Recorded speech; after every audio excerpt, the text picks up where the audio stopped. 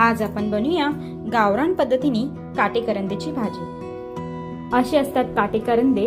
हे आता आपण स्वच्छ धुवून कुकरला लावूया। त्यात थोडंसं मीठ टाकूया आणि पाणी टाकूया। 3 शिट्ट्या काढूया। असे उकडून झालेले आहेत, त्यात आपण सोलून कापून घेऊ। असे कापून घेतलेले आहेत, जसे आपण बटाट्याच्या भाजीसाठी कापून घेतो ना, तसे कापून घ्यायचे। आता भाजी बनवायला आपण सुरुवात करू। तेल गरम झाल्यावर त्याच्यात राई टाकूया, जिरं टाकलंय, कढीपत्ता आणि तीळ आणि हिंग ऍड केले। आता आपण हे टाकून घेऊ।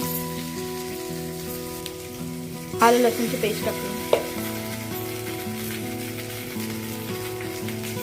हळद,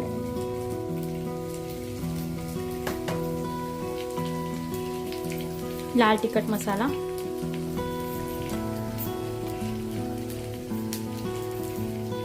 धना जिरा पावडर,